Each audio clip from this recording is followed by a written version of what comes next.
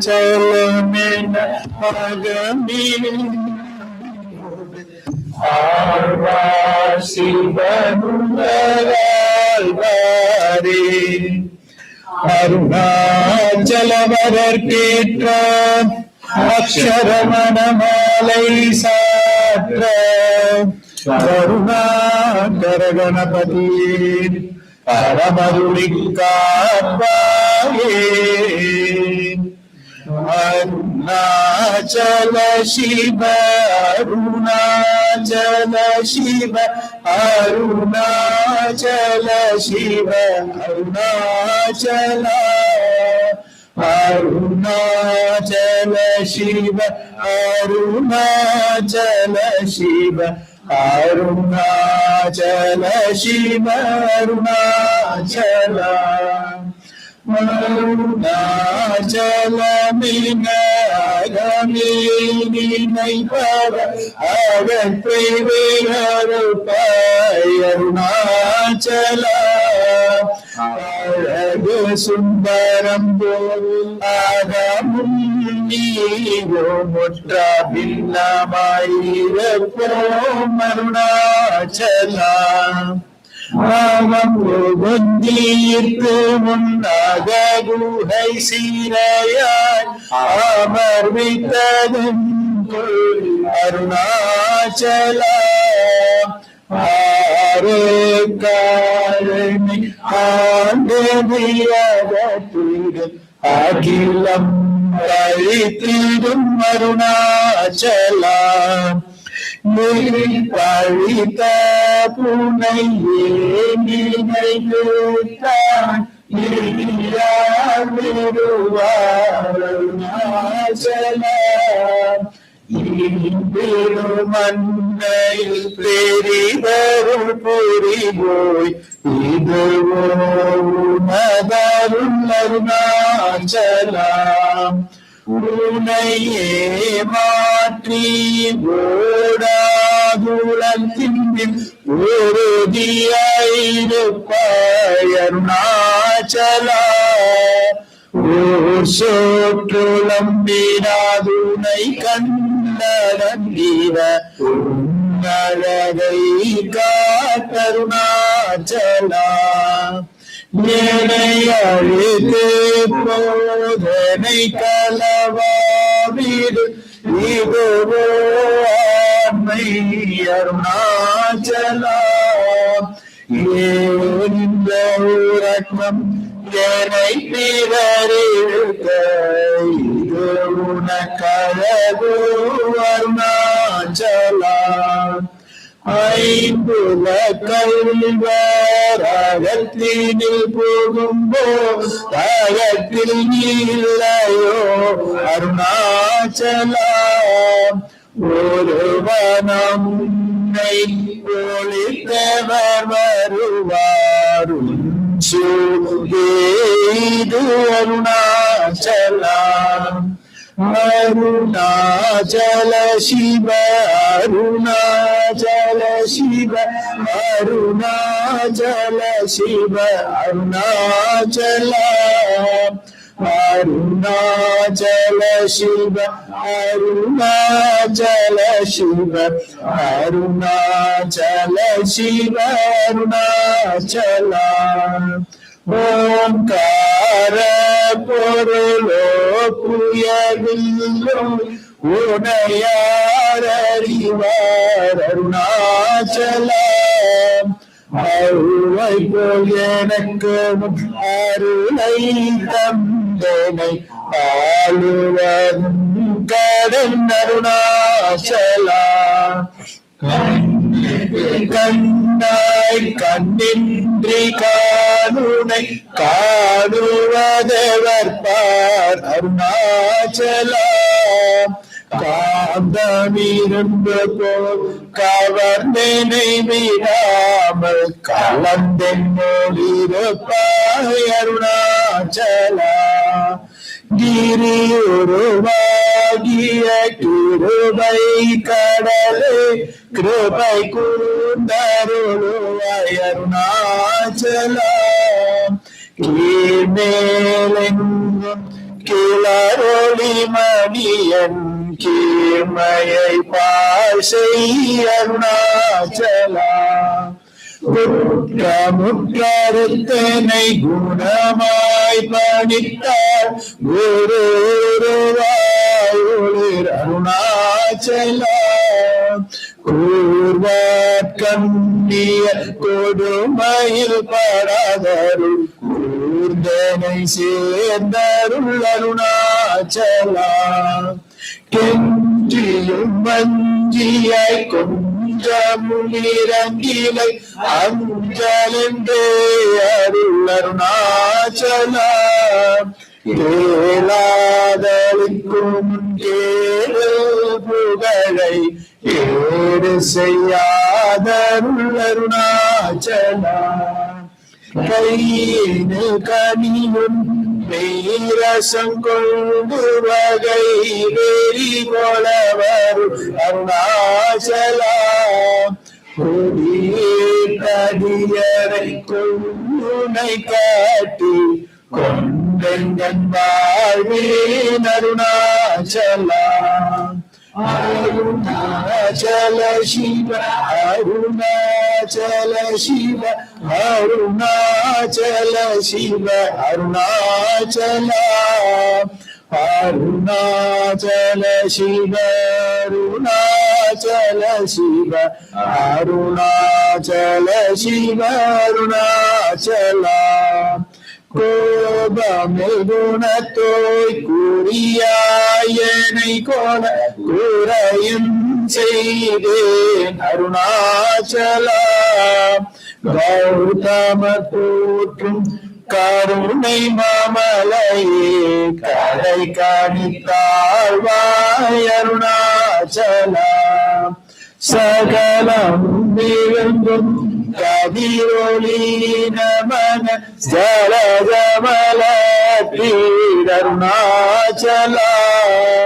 சாப்பாடுன்னை சார்புணவாயான் சாந்தமாய் போவன் அருணாச்சலம். சித்தம் குளிர கதிர் ஹஸ்தம் வைத்த முதவாயை திரருமதி அருணாச்சலம். சீரை அழித்து நிர்வாணமாய் செய்தருள் சீரை அழித்தருள் அருணாச்சலம். சுகக்கடல் பொங்க சொல்லுணர்வடங்க சும்மா பொருந்திடம் அருணாச்சலம். சூது செய்தென்னை சோதியாதினியும் ஜோதியொரு காட்டருணாச்சலம். செப்படி வித்தை கற்றுப்படி மயக்குது ஒரு படு வித்தை காட்டருணாச்சலம். சேராயினின்மை நீராயுருகி கண்ணீராற்றழிவேன் அருணாச்சலம். சையன கல்லில் செய்வினை சுடுமல வகையே துரை அருணாச்சலம். சொல்லாது சொல்லினி சொல்லரனில் என்று சும்மா இருந்தாய் அருணாச்சலம். அருணாச்சல சிவ அருணாச்சல சிவ அருணாச்சல சிவ அருணாச்சலம். அருணாச்சல சிவ அருணாச்சல சிவ அருணாச்சல சிவ அருணாச்சலம். சோம்பியாய் சும்மா சுகமுள்ளுரங்கிடு சொல்வேருங்கதி அருணாச்சலம். சௌரியங்காட்டினை சல கற்றதென்று சலியாதிருந்தாய் அருணாச்சலம். யமலியே கேடா நானென்னுருதிய பாடினுருவேன் அருணாச்சலா. ஞானமில்லாது ஆசையாற்றலர் வர ஞானந்தெரித்தருள் அருணாச்சலா. நீ மேரு பொதியும் வளர்ந்திலை என்று நேமின்றனையின் அருணாச்சலா. தெரியாதனையூற்றாய் தத்துவமிகுவென் அருணாச்சலா. தானே தானே தத்துவமிதனை தானே காட்டுவாய் அருணாச்சலா. திரும்பியதனை தினமக கண்கான் தெரியும் என்றனையன் அருணாச்சலா. தீரமில்லகத்தில் தேடியுந்தனையான் திரும்ப உற்றேன் அருள் அருணாச்சலா. துப்பறிவில்லாய் பிறப்பின் பயன் பொறுப்பிடவாயேன் அருணாச்சலா. தூய்மனமொழிய தோயும் உண்மையாக தோயவே அருளென் அருணாச்சலா. தெய்வமென்றுன்னை சாரவே என்னை சேர ஒழித்தாய் அருணாச்சலா. அருணாச்சல சிவ அருணாச்சல சிவ அருணாச்சல சிவ அருணாச்சலா. அருணாச்சல சிவ அருணாச்சல சிவ அருணாச்சல சிவ அருணாச்சலா.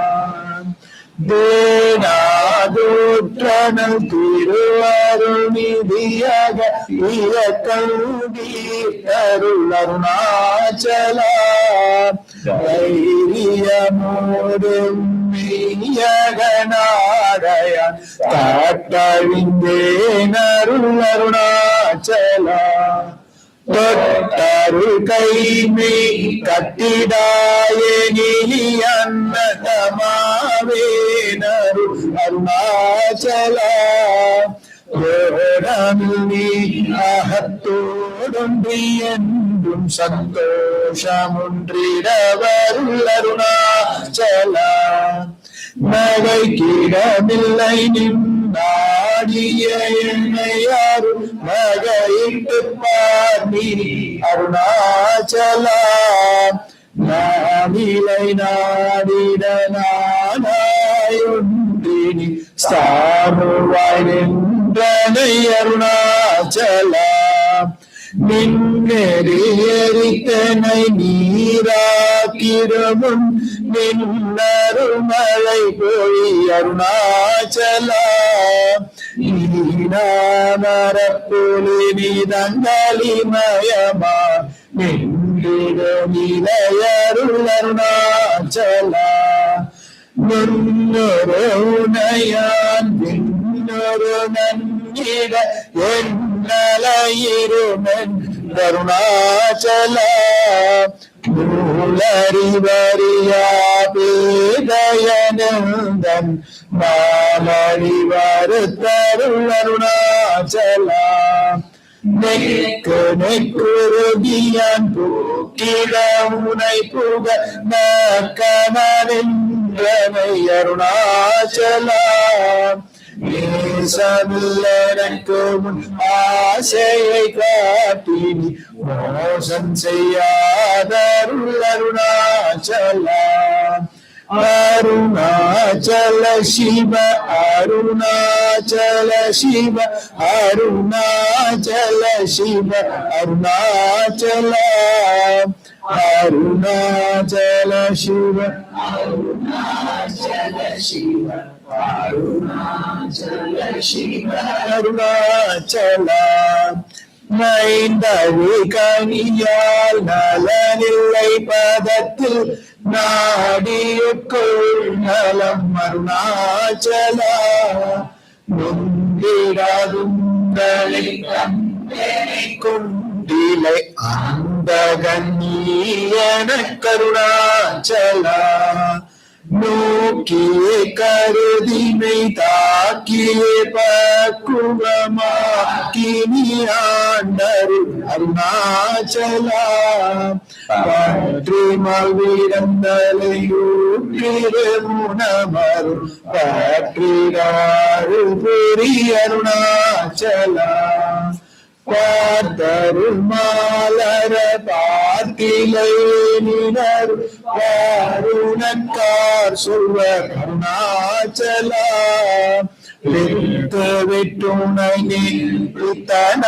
நீத்தனாக்கினையாருள் தந்தொழி மருந்தருணாச்சலா பீதியில் உனை சார் பீதியில் என்னை சேர் பீதியுந்தனக்கேன் அருணாச்சலா உள்ளறிவே துரை நல்லறிவே துரை உள்ளிடவே அருள் அருணாச்சலா பூமன மாமரம் பூரண மனங்கோல பூரண மனமருள் அருணாச்சலா பெயர் நினைத்திடவே பிடித்தனையுன்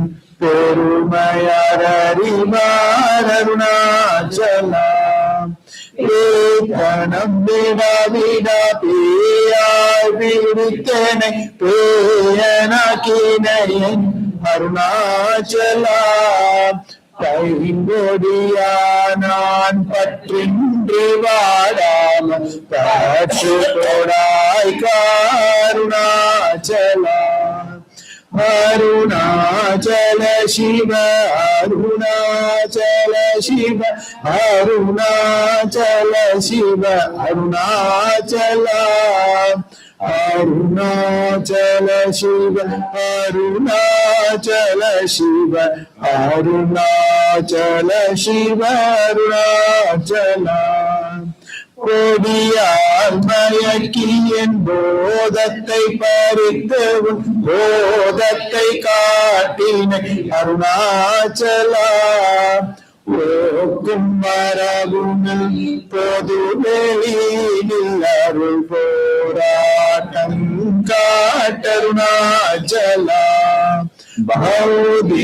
பௌதிகமாமுடல் பற்றற்று நாள் பாவிசு கண்டுரவருள் அருணாச்சலா மலை மருந்திடனி மலை திடவோ அருள் மலை மருந்தாயோடிர் அருணாச்சலா மானன் கொண்டிருபவன் மானத்தை அபிமானமில்லாதுளிர் அருணாச்சலா கெஞ்சிடும் கொள்க அறிவனியார் வஞ்சியாதருணனை அருணாச்சலா நீகாமல் நில்லாமல் மாகாற்றலை களம் ஆகாமல் காத்தருள் அருணாச்சலா முடியடி காணா முடிவிடு தனை நேர் முடிவிட கடனிலை அருணாச்சலா மூக்கிலன் முன் காட்டு முதுரமகாதனை தூக்கியனை அருள் அருணாச்சலா மெய்யகத்தின் மலரணையினால் திடவருள் அருணாச்சலா மேன்மேல் தாண்டிடும் மெல்லிய சேர்ந்தனி மேன்மையுற்றனையன் அருணாச்சலா மயனி கருமையினாலுனது உண்மை வசமாக்கினை அருணாச்சலா அருணாச்சல சிவ அருணாச்சல சிவ அருணாச்சல சிவ அருணாச்சல அருணாச்சல சிவ அருணாச்சல சிவ அருணாச்சல சிவ அருணாச்சல மொட்டையடித்தனை வெட்டவில் நீ நட்டமாடின என் அருணாச்சல மோகம் தவித்த உன்மோகமாய் வைத்துமென் மோகம் தீராயன் அருணாச்சல மௌனியாய் கற்போம் இருந்த மௌனமிதாமோ அருணாச்சல எவனின் வாயில் மண்ணினையட்டி என் பிழை பொழித்த அருணாச்சல யாரும் அறியாதென் மதீனை மறுட்டி எவர் கொலை கொண்ட அருணாச்சல ராமனென்றுரை தோஷம் கொள்ளாதேனை ராமித்திட செய்யவா அருணாச்சல பகலில்லா வெறுவெளி வீட்டு ரமித்திடுவோம் அருணாச்சல லட்சியம் வைத்தருள ஸ்திரம் வீட்டனை ரட்சித்தாய் பிராணனுடருணாச்சல லாபநீக பரலாபமில்லனையுற்று லாபமென்றூற்றனை அருணாச்சல வரும்படி சொல்லிலை வந்தன்படிகள வருந்திடும் தலை விதி அருணாச்சல வாவென்றகம் வாழ்வருளன்றேயன் வாழ்விழந்தேன் அருள் அருணாச்சல விட்டிடில் கஷ்டமாம் விட்டிடாதுனை விட்டிட அருள் புரி அருணாச்சல அருணாச்சல சிவ அருணாச்சல சிவ அருணாச்சல சிவ அருணாச்சல அருணாச்சல சிவ அருணாச்சல சிவ அருணாச்சல சிவ அருணாச்சல வீடு வீட்டித்துள்ள வீரமுக்கு பையவும் வீடு கட்டினை அருள் அருணாச்சல வெளிவிட்டு முன் செயல் வேறு தேடாதும் அருள் வெளிவேட்டனை கருணாச்சல வேதாந்தத்தே வேற விளங்கும் வேத பொருள் அருள் அருணாச்சல வைதலை வாழ்த்தா வைத்தரு குடியா வைத்தனை விடாதருள் அருணாச்சல அன்பு வெள்ளாலி போல் அன்புருவனில்லை அன்பாய் கரை தருள் அருணாச்சல அருணையின் வெண்மையாம் அருள் கண்ணில் பட்டேனும் அருள்வலை தப்புமோ அருணாச்சல சிறுவே தருள் மன சிலந்தி போல் காட்டி சிறையே துண்டனை அருணாச்சல அன்போதன் நாமம் கேளம்பரமன்பர் கம்பனைரவருள் அருணாச்சல என் போலும் தீனரை காத்து நீ என்னாலும் வாழ்ந்தருள் அருணாச்சல எங்கொரு நண்பகமின் சொற்கள் செவியும் பொன்மொழி கொலவருள் அருணாச்சல ஒரு மயம்பூதர சுலை சொல்ல ஒரு கருளிஷ்டம் பின் அருணாச்சலா மாலையணி அருணாச்சல ரமணயன் மாலையணி அருணாச்சலா மாலையணி அருணாச்சல ரமணயன் மாலையணி அருணாச்சலா அருணாச்சல சிவ அருணாச்சல சிவ அருணாச்சல சிவ அருணாச்சல அருணாச்சல சிவ அருணாச்சல சிவ அருணாச்சல சிவ அருணாச்சல அருணாச்சலம் வாழி அன்பயம் வாழி அக்ஷரமணமாலை வாழி.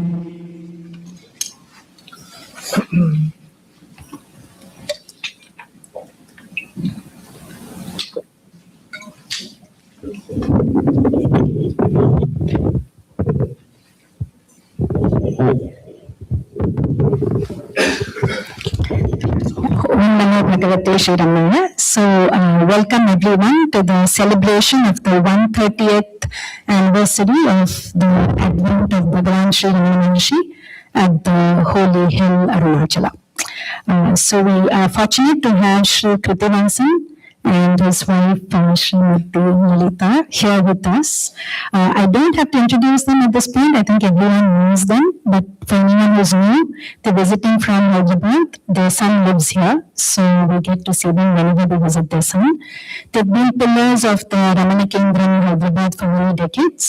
Mama has been on the editorial board of Ramana Jyoti, the spiritual magazine of the Hyderabad Kendra, and he's also on the editorial board of the Mountain Path.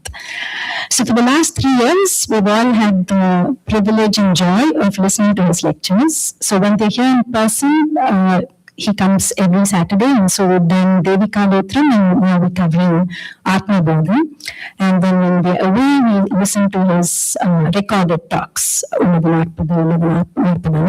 So for 3 years, it's been an immersion in his talks, and I can speak on behalf of everyone here how that's the highlight of our week. Wait for Saturday to listen to the talk. And we've listened to so many lectures from so many different eminent scholars, devotees of Bhagavan. But I think where Mana's special is, he does the Sanskrit, he does the Tamil, there's the gist, there's the commentary, in-depth commentary, the stories, then most importantly, references from all the other Vedantic texts, so that at the end of it, you don't go off on a tangent, you're back to the core message. And the only way that can happen is if the speaker is immersed in the teaching. And we see that in the peace we feel in his presence, the way we feel light, uplifted. So it's truly been a joy to have you be part of this group. Both of you, you've also brought cohesion to this group, and I know how important that is to run any, whether it's non-profit or otherwise. So thank you, and we have no doubt it's Bhagavan who sent you here to enrich our spiritual lives and to uplift us, just bringing Bhagavan's teaching even more and making that a focus of our lives. So thank you. So we'll start with Mana's talk today. Following that, we have a skit directed by Satya and Bharati. So their son recently did the Ringetram. We were all here, so we know how hectic their life has been these last few months.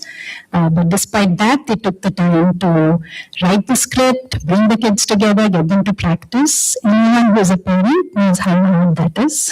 So thank you both for your professionalism and making sure the skit happened. And then we have a dance by Janavi Koppolu. She's the daughter of Srini and Rupama. They are from Sacramento. So I don't see her. Okay, so thank you for coming all the way from Sacramento. And then we'll conclude with Bala Sharanavati, Vedaparayana and Aarti. So lunch is at 1. Announced right now. There's a line that should come this way, and then you can go right and left for the food. So it's more organized. And please don't leave without having lunch. Thank you.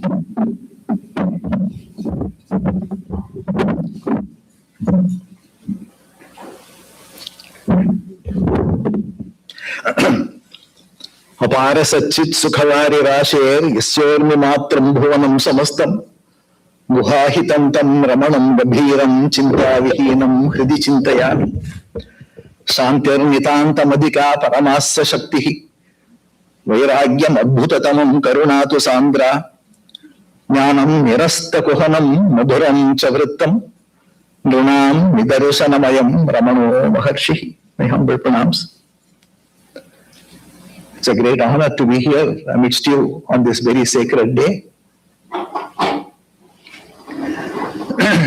Amongst all spiritual journeys that are known to mankind, this journey of this boy,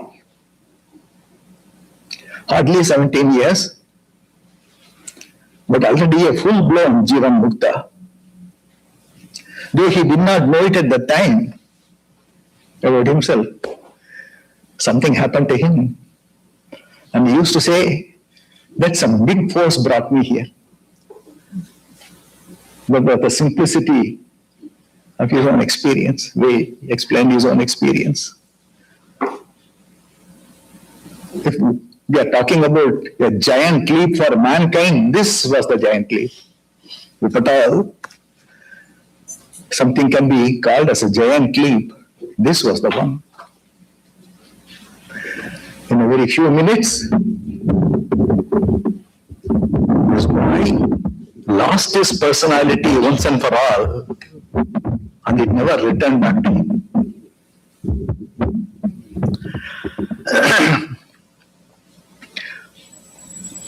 This story of the journey, all of us know, and you would have read it several times, would have heard about it several times. But it still gives great pleasure to talk about it and to listen to it. This is like Ramayana. Any number of times in our lifetime, we listen to that story, it's still very interesting. This is Ramayana, as important and as holy as Ramayana, especially this part of his arrival from Madurai to Tiruvannamalai. Before I get into the actual story, I will make two observations. They would look like unconnected, but I will connect the dots. First is about the experience that Kavyakanta Ganapati Muni had when he was doing tapas in a place known as Pachayamman temple in the Tiruvannamalai circuit. Bhagavan was also there in the temple at that time. At the turn of the century, around 1908, 1909, around that time. And Kavyakanta observed, when he was meditating in front of Bhagavan, opened his eyes and he saw a bright light coming and touching Bhagavan's forehead. And he did it 6 times. A very bright light, unusually bright, various colors. They kept coming 6 times. This happened. So immediately he connected it up, because the legend is, the Puranic story is, that from Shiva's eyes there were 6 sparks that went out and they all joined together, and that is what is known as Skanda. The very name Skanda is beautiful because Skanda means that which leaps out, that which is effulgent, which leaps out. That is Skanda.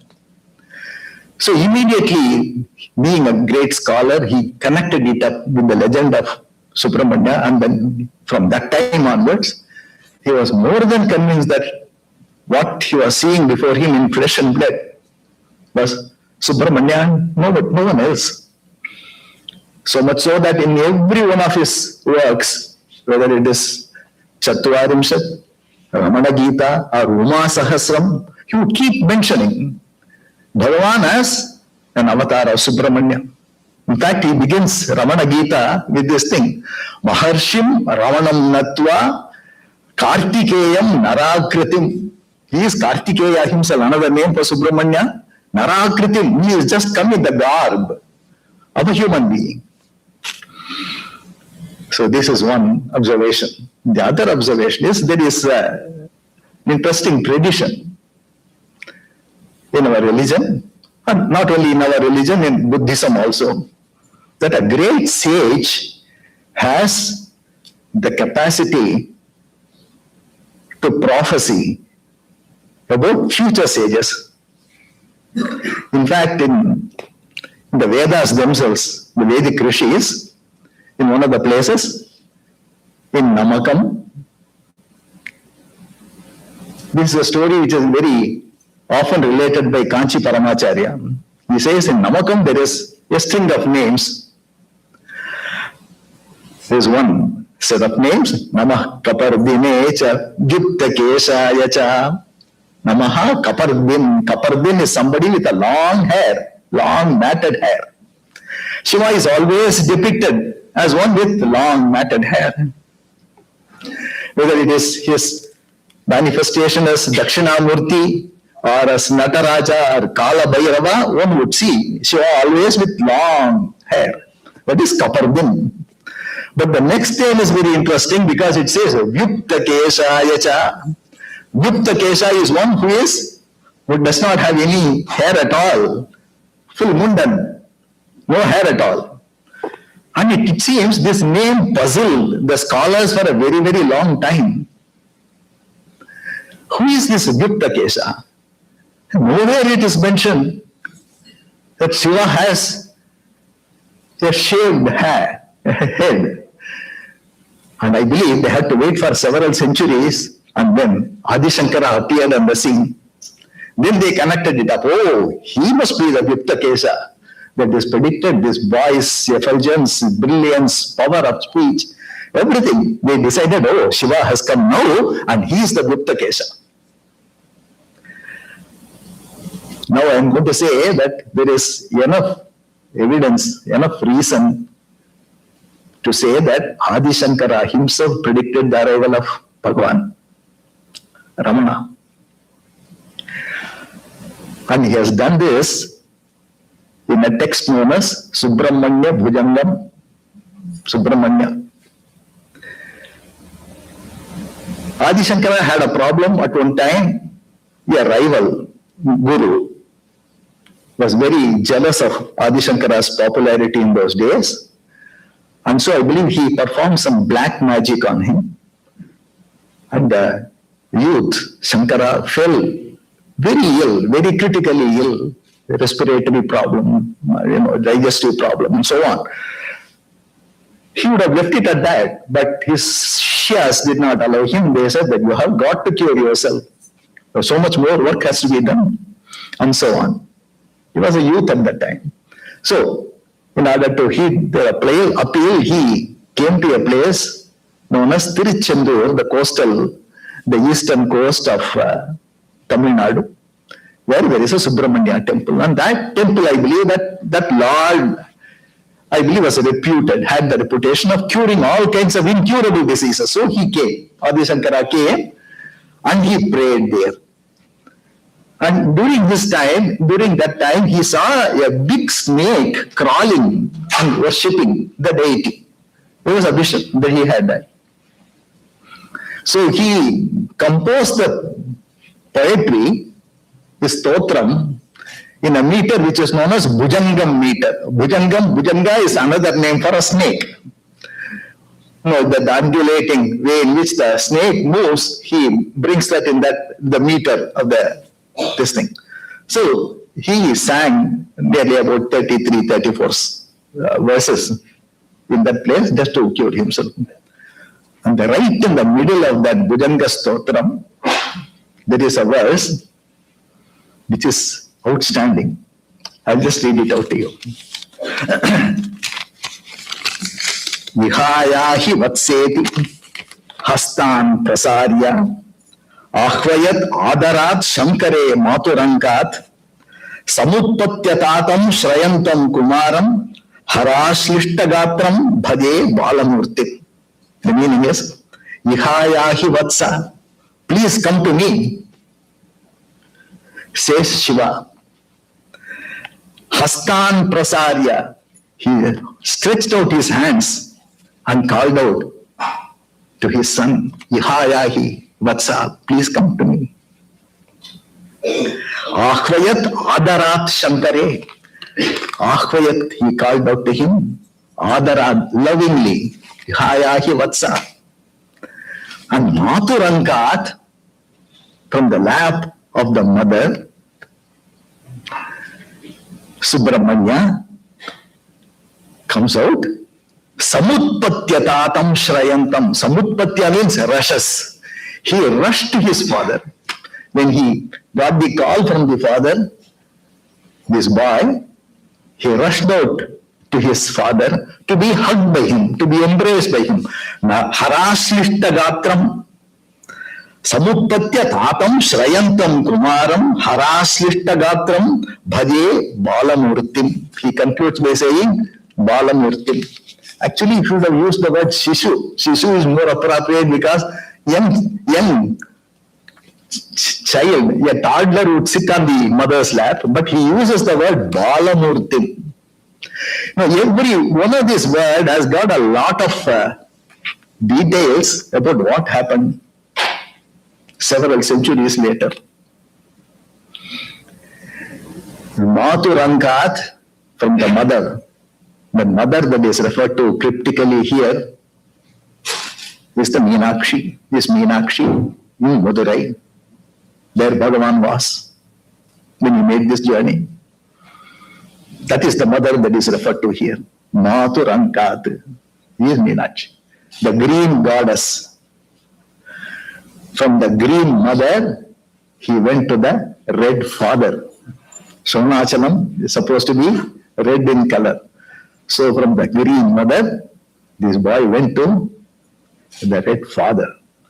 And this is on the call of his father. The operative word here is samutpatyatadam shrayantam. Samutpatya means rushing. Not just walking, but rushing to his father. So on the 29th of August,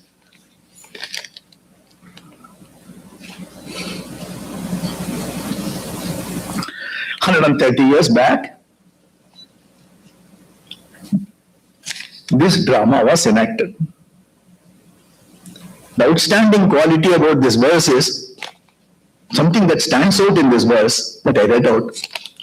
All the previous verses are all prayers and praise and appeal. All the later verses are also same way. This one is just a capture of an action. It's almost like a small video clip. The father calls out and the son rushes to him to be hugged by him. So on that day, after his awakening, 6 weeks after his awakening, he had lost all interest in life because his personality had totally disappeared. He didn't know what it was. What really happened to him, he did not know. But he only knew that there was absolutely no connection with the body. There is no personality at all. People could ask him to do anything and then he would do that. That assertive personality that he had in the past, all that went. He himself was quite surprised. Nothing really affected him. Nothing interested him in life. So there was, because he was not doing well in the class, his father, the teacher had asked him, given him an imposition, some assignment to be completed. So he was doing that, and halfway through, he felt so disgusted with that life, with mechanical life, he put it around. His elder brother was watching him. We all know the story, but I'm repeating it because it's so delightful to hear it. His elder brother was watching him, and then he made a statement. He had made several statements in the past 6 weeks of this nature, because he was upset with the feeling that his brother was not feeling responsible. Father is no more. He should really step up and then take responsibility. But this man is This fellow is showing no interest at all in it. On that day, he made a very strong comment. For one who is like this, meaning like a yogi, getting into meditation and all that, one who is like this, why all this? Why all this family life? He was actually suggesting, why don't you leave this place, kind of a thing. He did not mean it, but that is the way the words came out. So Bhagavan, who was going into that deep state of absorption, he heard these words and he felt, yes, what my brother says is true. And the next thought in his mind was Arunachalam. That's what he says. In his biography, the next thought that came to him at that time was Arunachalam. This is the call of Arunachala. Ihayahi Vatsa moment is this moment. He felt the call of Arunachala. Peer Ninaithidave Pidi Tidittanai.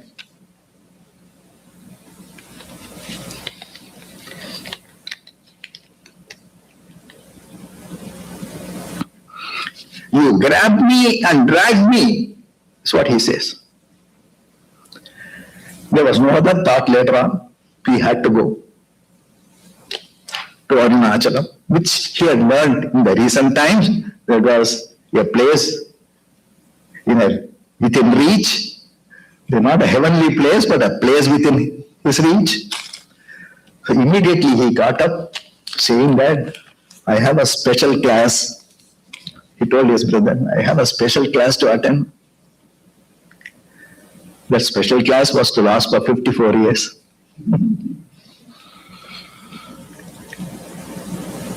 And he was about to go out. And at that time, his brother, unwittingly, he provided the funds for his project.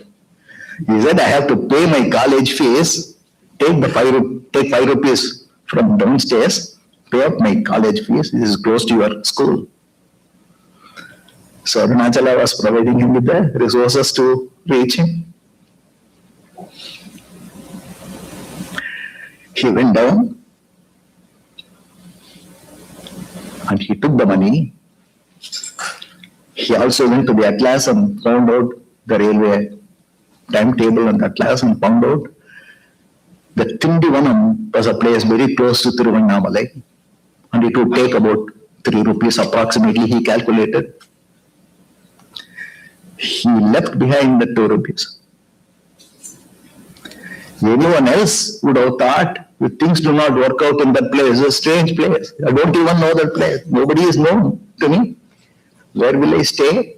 Who will give me food? No such thought. If things do not work out, let me come back, so let me have some extra money. Needed 3 rupees.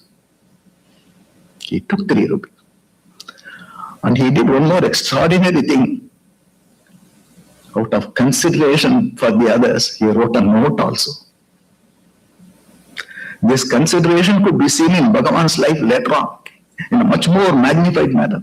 All the time concerned about and considering about others. That was in play at that time. He wrote a note. There he says, in search of my father, Tatam Ashrayantam. My father, he says, my father, in search of my father. By his command, I am going. Please don't spend any money for this. The first sentence is non, I. It quickly became this. One can see the progressive shedding of the personality. He began with I, and then he goes and says, this is going on a good enterprise. Nobody need to spend any money for this. And finally, when he concluded the note, he just puts a line There is no signature there. Lost his name. Others would give him names later on, various names. By various names they would call him. But there was no name. It was just a stroke of pen. And he also says that I am returning the 2 rupees. I have not paid your college fees. His brother should not get into trouble. So he writes, your fees has not been paid. He leaves that note. And he is rushing out. Really, samutpatyatatam. He is rushing. According to the timetable, the train should have come to the Madurai station by that time. So when all this drama was going on, the train which should have entered the station did not enter the station, waited till the boy ran that 1 mile to the station, got his ticket to Tindivanam. Once the ticket was obtained, the train moved into the platform. He got into the platform, got into the train. And he says, later on, many years later, we were talking to a devotee called Rajapalayam Ramani Ammal. Many of you can check her up.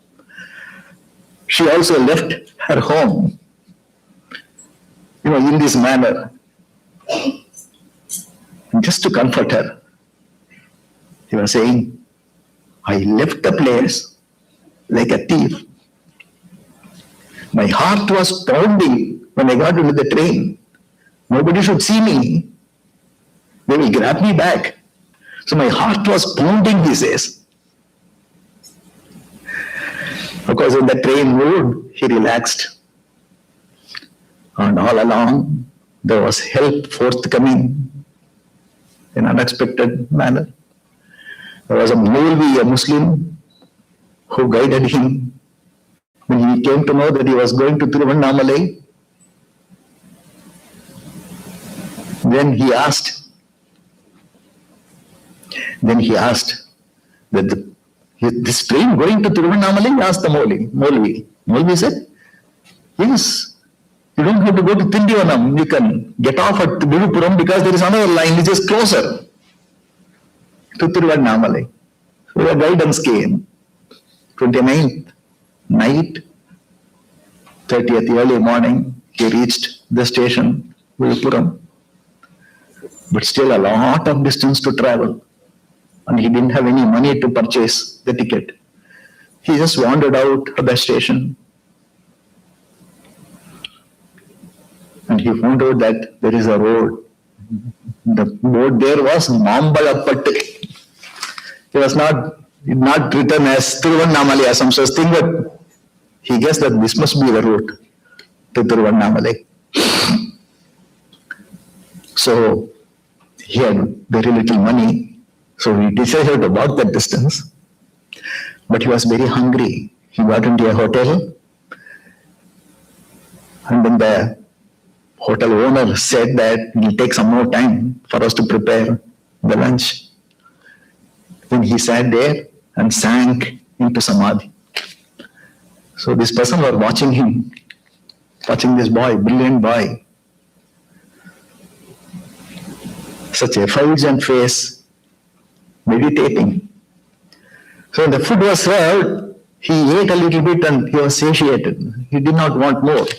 And he wanted to pay what little money was remaining with him. The hotelier told him, no, there's no need to pay.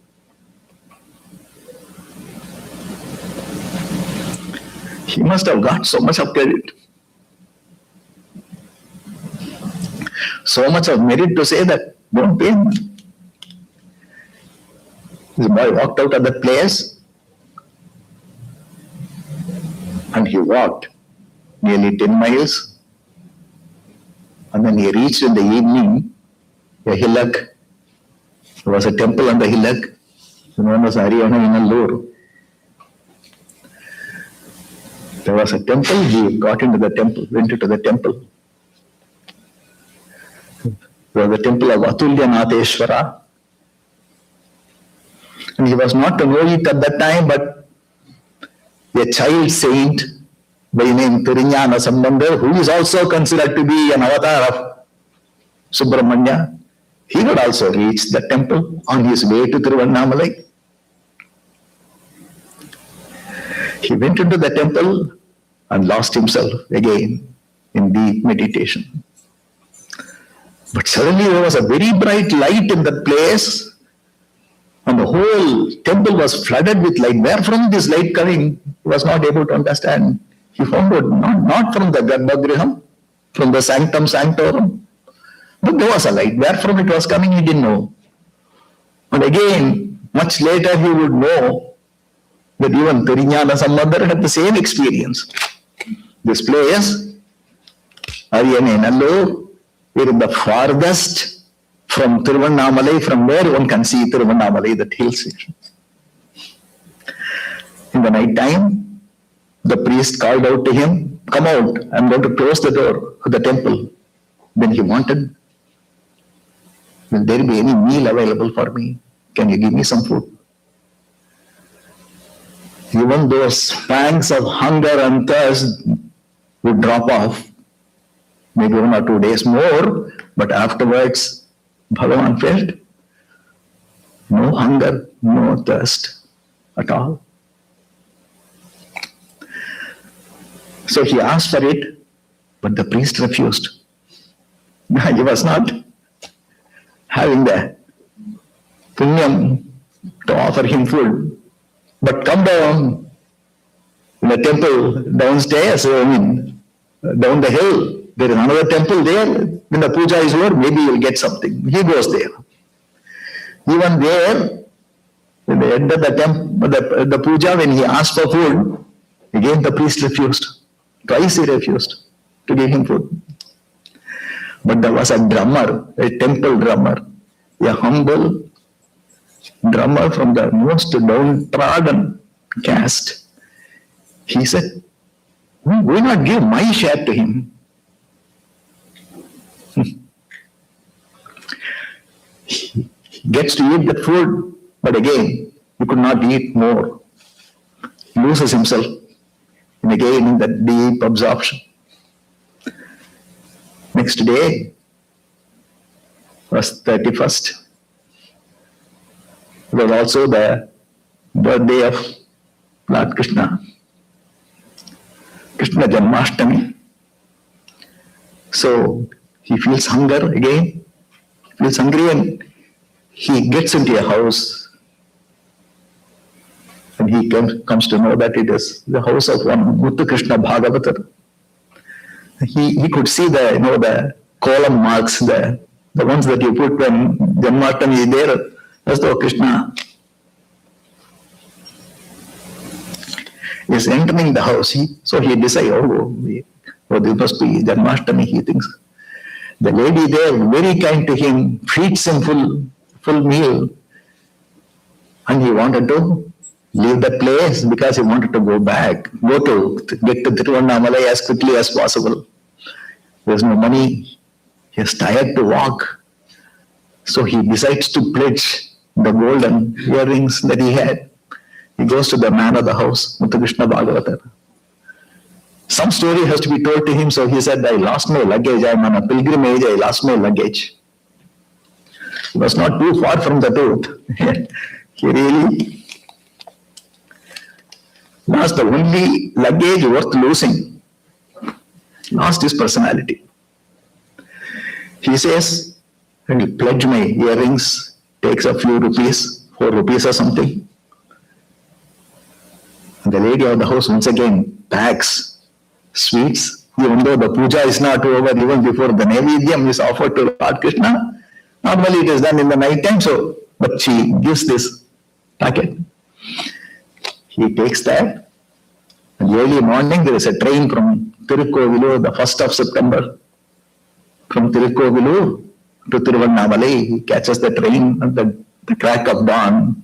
The train enters Tiruvannamalai. His boy is eagerly looking out. And the first silhouette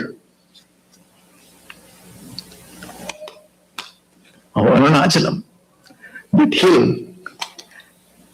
thrilled him to the core. when we go around the hill gives so many different faces as we go, so many different silhouettes one can see. That one, from that angle, as the train was entering, remained in his mind. Bhagavan talks about it later. Remained in his mind, and that is what he used to sketch. He never came back to that spot again. He used to sketch that whatever was imprinted in his mind at that time. Later on, reaches the station, gets out of the station. That Samutpatya moment is still there. He rushes into the temple, and it is said that all the doors were open, and nobody was there. A temple that normally teems with so many people on that particular instant, nobody was there. He goes straight into the thing and reports his presence. I have reached you. My father, you called me and I have come here. At that time, he says,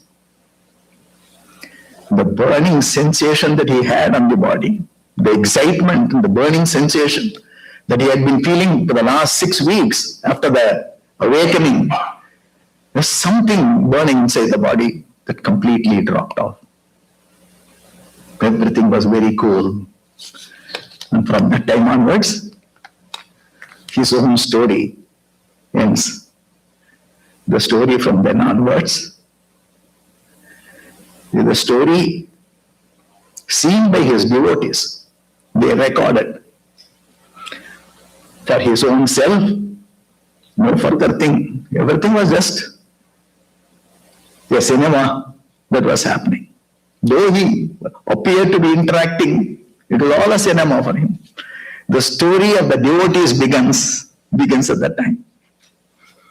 He comes out, he decides to throw the sweet packet that he had into the temple pond outside, removes his dhoti, makes it into a cart piece.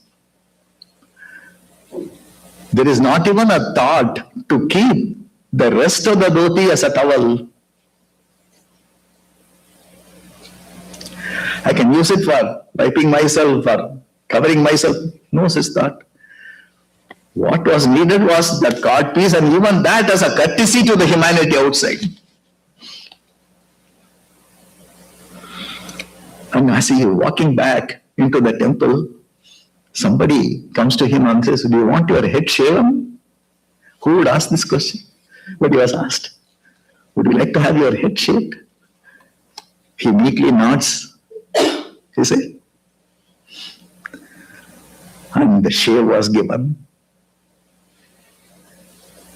He would record all these things in Aksharamanamale later. Mottai adittu nee vetta veliyal nattamadine en Arunachala, he says. It must have been a great joyous thing for you to see me totally shaven in this manner. All the steps of sannyasam are mentioned in Arunachala Aksharamanamale. Not in sequence, but in different places. And he decides not to have a bath, the traditional bath, but there is a sharp shower which drenches him. So even that is fulfilled. What has to happen? That snanam that is known as avabhrita snanam. Normally emperors are given before the Pattabhishekam. There is a very sacred holy bath given to the prince, and then he will be made into an emperor. He is also an emperor. Emperor of all sannyasis. So he enters into the temple, and that was it. Afterwards, he did not know. He just went and sat in one place, lost himself. Up to now, we saw Shankara's words about him, Samutpatyatatam Shrayantam Kumaram. Haraslishtagaatram bhaje balamurtim, he says. Balamurtim. So all the details are there. Haraslishtagaatram. In fact, some people say that in some of the biographies it is mentioned that Bhagavan hugged the Shivalinga. In some biographies it's not there, but so that hugging is also taken place. So all the details about this particular journey is so beautifully mentioned in Shankara's this slokam in Subramanya Bhujangam. Yeah, almost like an introduction to the rest of the life. And I will begin with Vishwanatha Swami's own description from now onwards. The words of Vishwanatha Swami, Pituhu Adesataha Shonasayalam Praptaha. In the Ashtotram he says, Pituhu Adesataha. The father called him and he came. Obeying his command, he came. Tapomayaha. The next word is tapomayaha. He's immersed in that effortless tapas. Tapas is not effortless, tapas is with effort, but in his case it was an effortless kind of a tapas. Sank into that deep, absorbed state. And he had not eaten. The previous meal was taken in Muthu Krishna Bhagavata's house, and afterwards, and he did not ask for food at all. One whole day passed like this, and the next day morning, he talks about it later on, many decades later. He says, there was a Moni Sadhu in that area, almost like a chief of all the mendicants there. And I believe he said, I've been observing this boy with signals, signs. He called one of his assistants and told him, give him some food. So the previous day's cold rice with a little bit of water and a piece of pickle put in a rusted tin can was given to Bhagavan. Somebody wakes him up and this is offered. And he eats it fully. And again, years later, talking to Nagammal, when she was asking him questions about this, he said, the next day only I got my food. That was my first Bhiksha Varunachala, he says.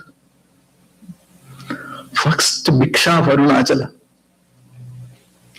That stale rice in a rusted tin can.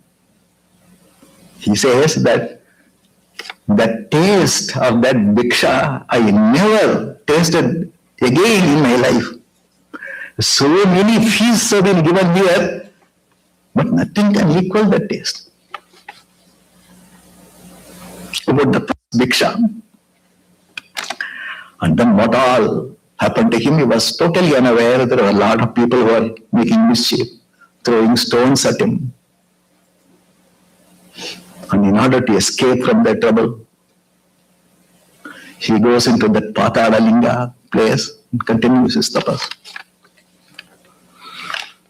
How many days he was in that state, nobody knows. Even Bhagavan says, I lost count. How many days?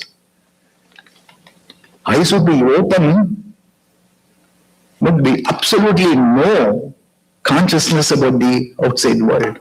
Eyes open. Udasinaha, says Vishwanatha Swami. Pituhu adesata shonasailam praptaha tapomayaha. Udasino mahayogi mahotsaha kushagrati. Like that, the Ashtotram goes. Udasinaha, absolutely indifferent. Totally detached, absolutely indifferent to everything that happened.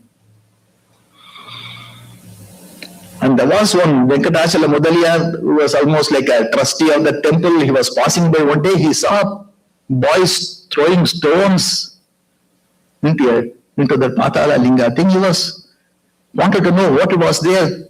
Hurried to that place and he found Seshadri Swami coming out of that place. The great saint of Tiruvannamalai. He was coming out.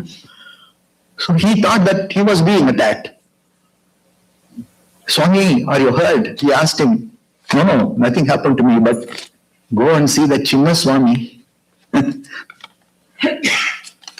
So the first name given was by a saint, the Chinna Swami.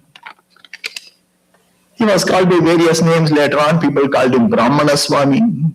But that Bala Swami, that Bala Murti, that Shankara was also used. It seems there was the Sringeri Shankaracharya during his time in the 1900s, early 1900s. Most probably it is Nisimhatirtha Bharati. I am not quite sure about the name. Nisimhatirtha Bharati. It seems he used to take Vedanta classes in Sringeri, but he would tell his Sishyas, all these are all only texts, what I am explaining it, all texts. If you want to see the real thing, want to see how it is demonstrated, go to Tiruvannamalai, there is a Bala Swami there. He used to refer to him as Bala Swami again and again. So this Bala Murti, this Bala Swami became Chinna Swami at that time, and later on he was called as Brahmana Swami. Help was forthcoming. Arunachala arranged for somebody or the other to feed him. But who bothered about? He says, who bothered about eating? There was a temple dancer who took it upon herself to feed him. She said, I will not eat today unless the Swami is fed. That itself was a big project because they had to shake him, make him come to this world. And when they put some food, the food will not go inside, it will remain in the mouth. The next day they had to clean up the mouth and put fresh food in it. Udasino Mahayogi, says Vishwanatha Swami. Absolutely no consciousness of the outside world at all. He remained like that, and some attendants and some people, they formed around him, a group around him. And they said that a lot of people will be coming to this place. Swamiji, please come with us. We will take you to a more safe place because Kartikeya Deepam was approaching. The Swami meekly followed them. He seems to have gone to Gurumurtam. He stayed there for a few months there. And next to Gurumurtam is a mango grove.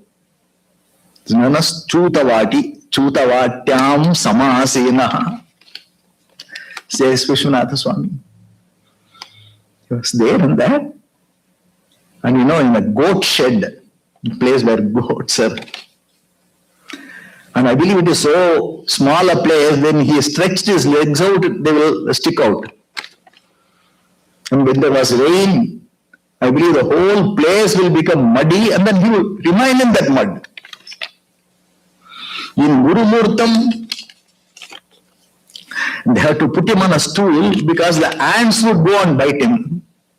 So there was a person by name Payani Swami who was his attendant at that time. He used to put 4 cups filled with water and put the stool on those cups to see that the ants do not grow. But Swami kept his back to the wall and then they will climb through the wall and then bite his back.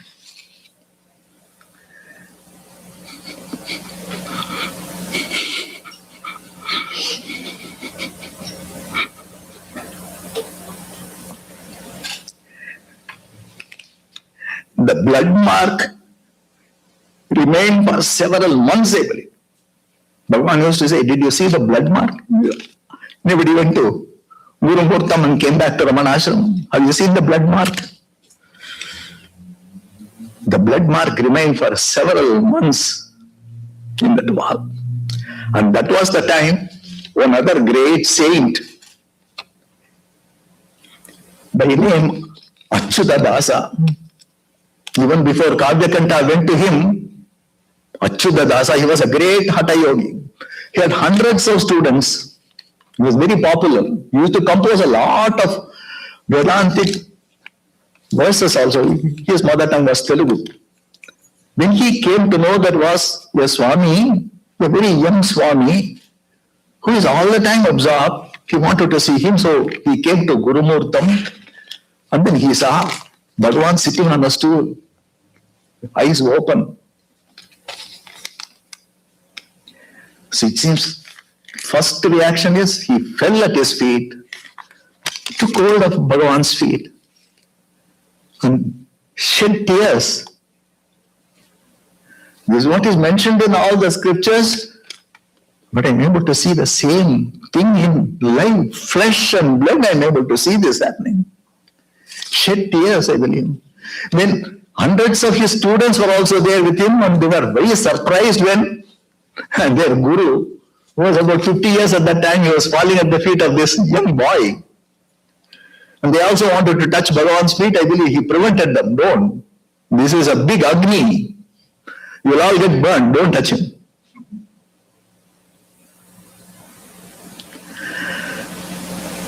Slowly, from that stage, for the sake of the world, he came down to be like us, to be with us, to guide us. He came down from that level. And a small group of people were around him. And that was the time when Payani Swami and others, they used to bring books from the local library and read out all the Vedanta books. Then as he was listening to them, he realized, oh, these are all stuff. They are talking about my own story. That was the time he knew that his experiences were well documented. They had a name. That highest level is known as Brahman. All those things he knew at that time. Veda Vedanta Tattvajna, says Vishwanatha Swami.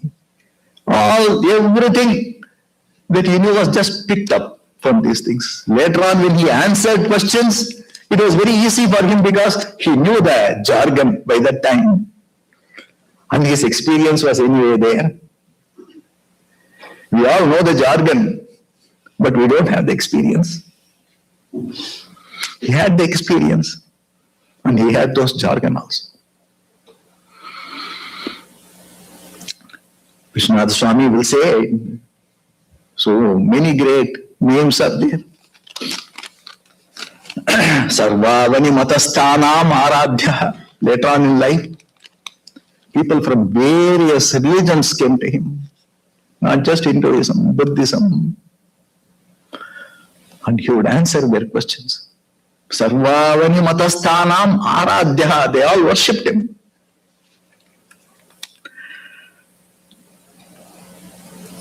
Monena Swatma Vodakaha, says Vishwanatha Swami.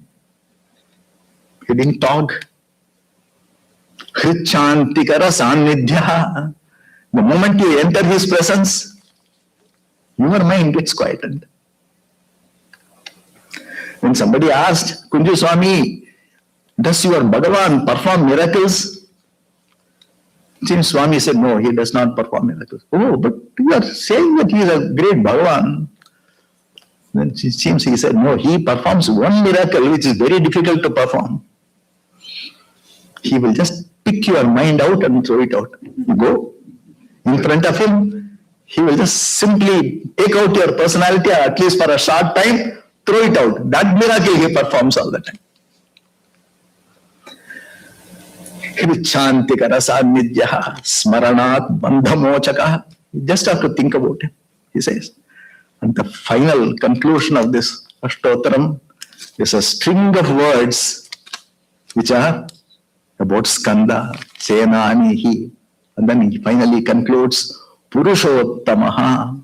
There's a last name in the Ashtotram, Purushottamaha. Purushottama, the best amongst men. The Kavya Kanta says, Nrinam Nidarsanamayam. If at all you want to have a model in your life, he is the model. He says Purushottamaha. It's interesting because in Sanskrit grammar, Uttama Purusha, Pratama Purusha, Madhyama Purusha. The first person, second person, third person, we say in our grammar. In Sanskrit grammar, the first person is known as Uttama Purusha.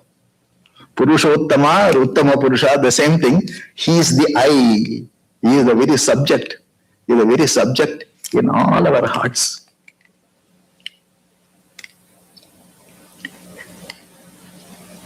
He is the very subject in all our hearts. and he is guiding us. Those who look to him, there is surely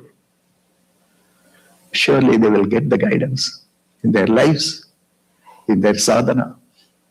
And that is the experience of all of us, I am sure. With this, I will conclude.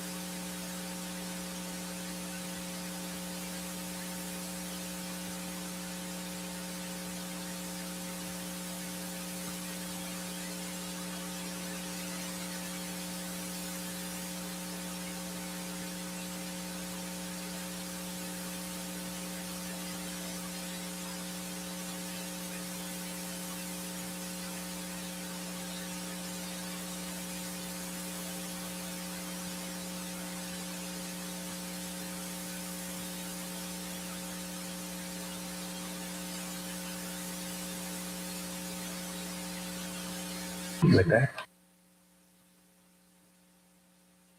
Yes. Yeah.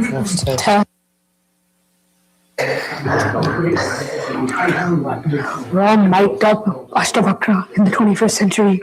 He's like, I know you mic'd up. It's hot, man. It's hot.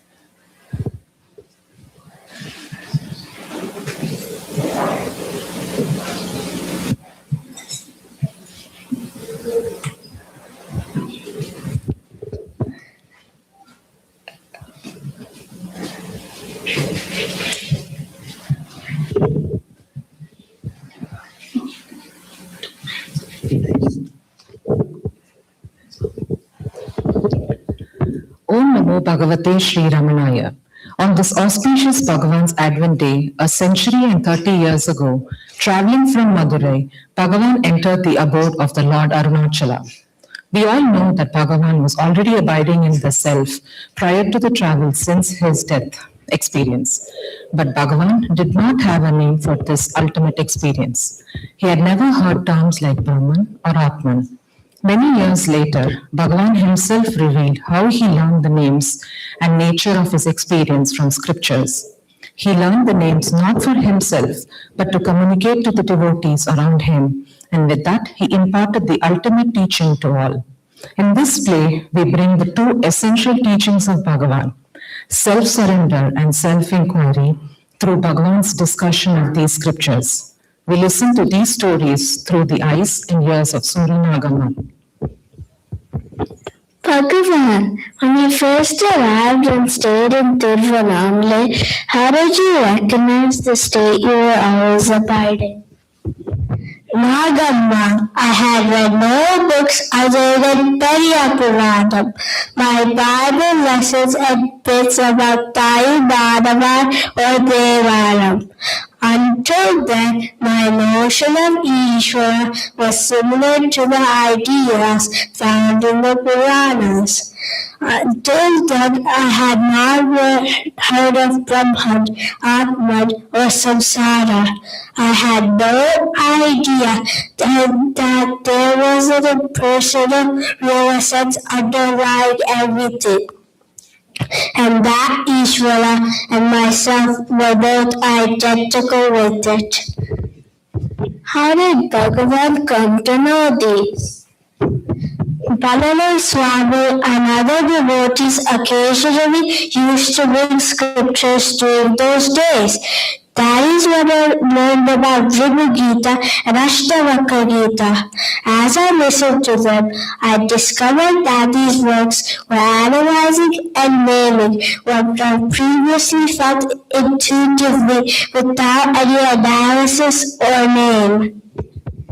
At the time, if a devotee had asked you about your state, what would have been Bhagavan's response?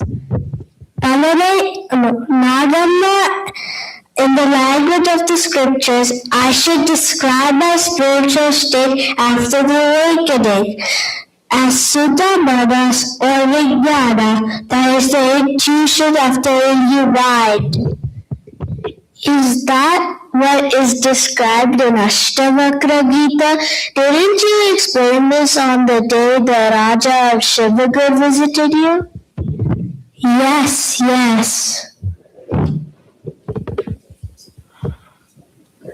On March 3, 1945, the Raja of Shivagar in Uttar Pradesh visited Bhagavan. He had the good fortune of listening to the story of Ashtavakra Gita from Bhagavan himself.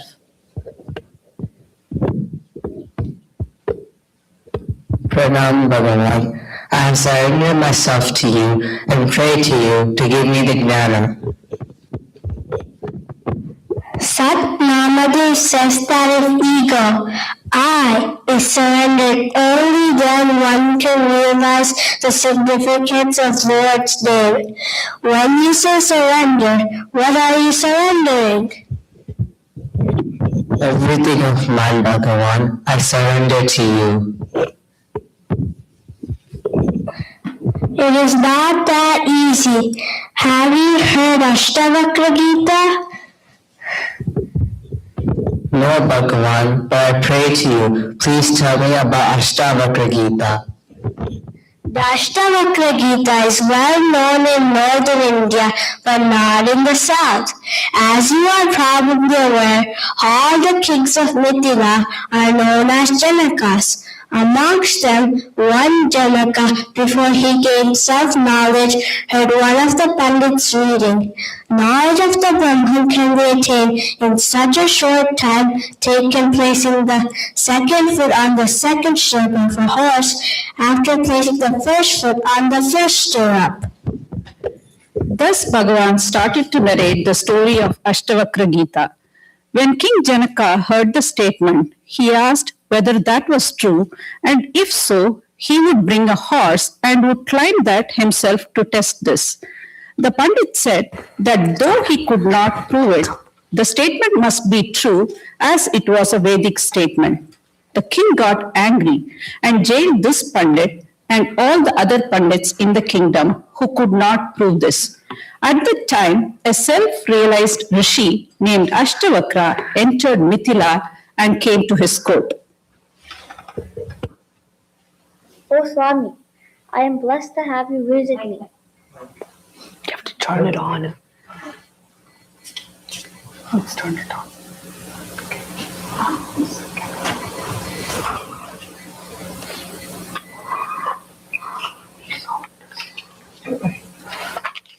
The red light's not on. It is on. Hello. Milk is not coming. You use this one. Oh Swami, I am blessed to have you visit me. Who are you and what can I do for you? Oh Janaka, others call me Ashtavakra. Please tell me why you have imprisoned all the Pandits. They cannot prove the statement that scriptures can be obtained within the short span of placing the other foot in the second stirrup after placing the first foot in the first stirrup. Therefore, I have put them all in jail. How absurd! Can we say what is stated in the scriptures is not true merely because it cannot be proven? I declare that each word therein is true. If so, I would gladly send for the horse. Can you please prove that and initiate me? As you know, initiation cannot be given to unfit students. You must first release all the Pandits and come in a horse to the forest with me. I will then judge your fitness before initiation. I feel blessed for this opportunity, Swami. I will release them at once and meet you in the forest.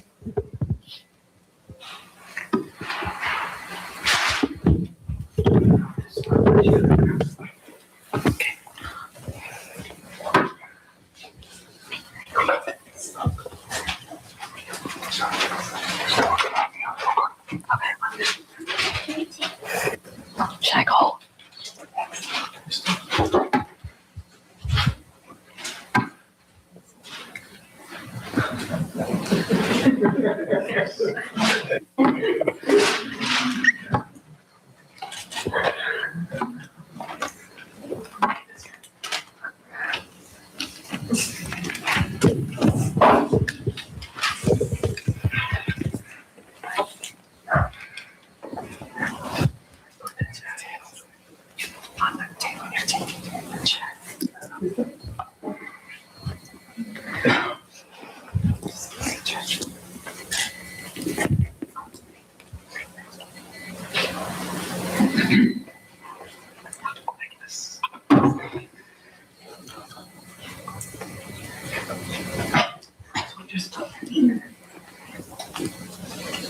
I am here with the horse Ashtavakra Muni.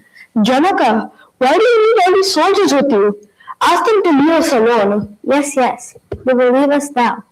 Soldiers, get back to the palace. We are alone now, Muni. Now climb the horse. Place the first foot.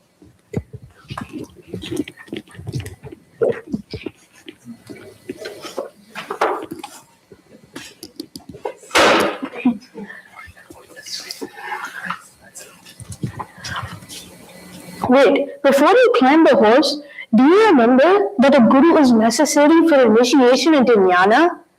Yes, I remember.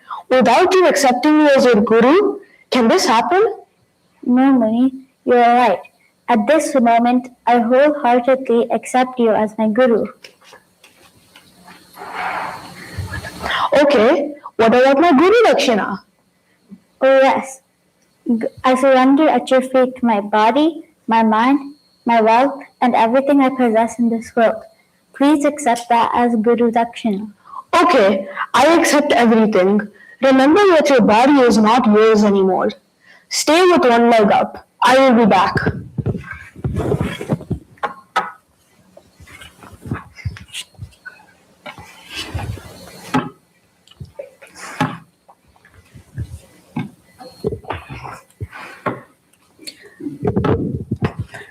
Ashtavakra went and never came back that day.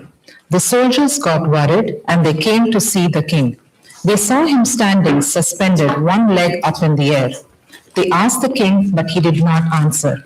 The soldiers took him back to the palace in the same posture and let him lie in the bed with one leg up.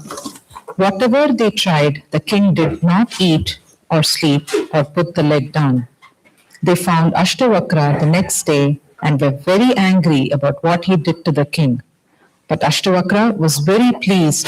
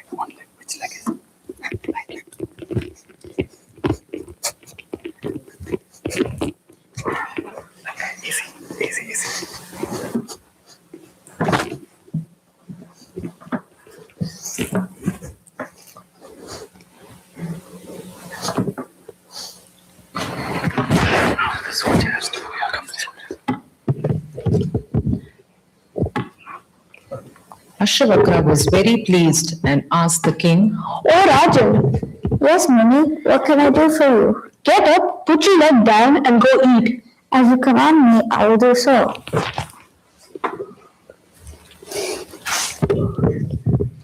As the king ate, one of the ministers requested Ashtavakra to return their king and break his spell.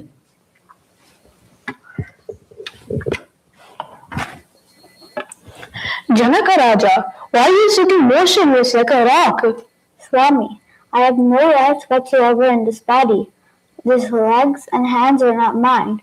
This tongue is not mine. These eyes, ears, and all the senses are not mine. This kingdom is not mine. In truth, I have surrendered to you my body, my mind, my wealth, and everything that I possess in this world. In truth, That is why I'm like this. That is why I'm like this. I am pleased with your surrender, Rajan. To realize the self, I have had to give you these tests, and you have passed them all. I have now secured a disciple that is fit for initiation. Know that you are now Brahma Swarupa, a realized soul, one that has successfully done all that has to be done, one that has received all that has to be received. how am I Brahma Swarupa Swami? Though I have surrendered to you, I am still ignorant. Katam jnanam avapnoti, katam muktir bhavishyati, vairagyam cha katam praptam, etat dehi mama prabhu. Please tell me how realization can be obtained. Muktim ichchasi chetata, vishyam vishyavatyaja, Shama javadaya tosha, satyam piyusha vadvaja. The Ashtavakra taught Janaka. Thus Ashtavakra taught Janaka the Brahma Vidya or self-knowledge in the form of questions and answers. As a result of that initiation, the whole night passed as though it were but a few moments. In the morning, as the door was opened, the ministers came in and were overjoyed to find the king in great ecstasy. Janaka, do you now believe the statement from the scriptures, or do you need to prove it with a horse? No need, my Guru. I know that the statement from the scripture are true from now on with experience.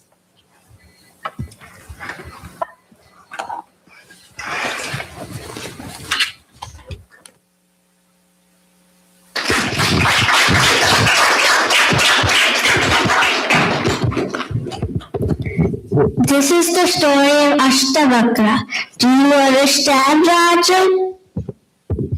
Yes, Bhagavan, I understand. But what is the means to realize that, Bhagavan?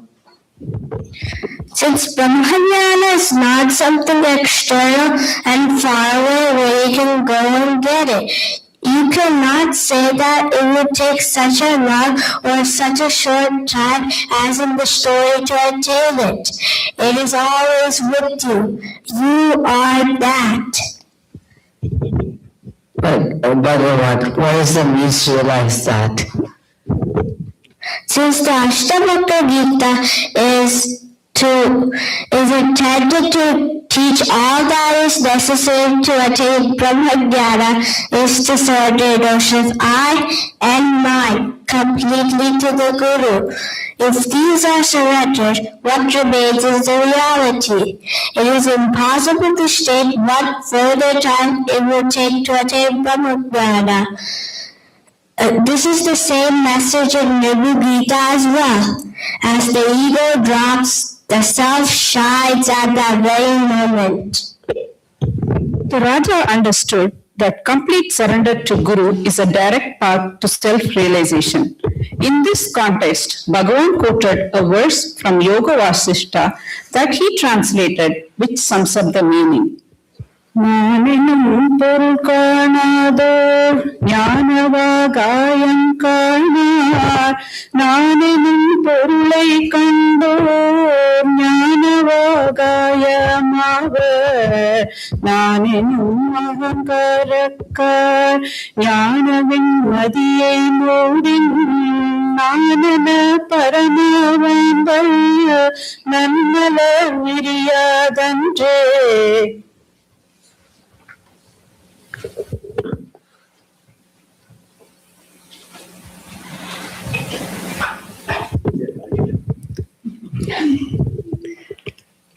While through Ashtavakra Gita, Bhagavan taught the importance of complete surrender, Suri Nagaman had recorded in her letters from Ramanashramam an incident when Bhagavan acted out the Ribu Gita story and drove the main teaching of self-inquiry through that.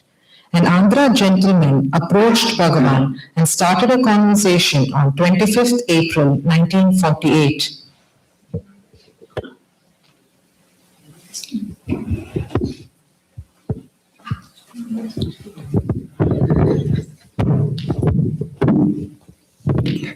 Yesterday, while laying the discussions between Ashtavakra and Janaka, you made a reference to Ribu Gita. What is in that scripture, Bhagavan? Oh, that? The initiation into self-knowledge that Ribu Maharshi gave to Nidaga is itself the Ribu Gita. Bhagavan, can you please tell us how the scripture came about? The story of Ribu and Nidaga is found in the Vishnu Puranam.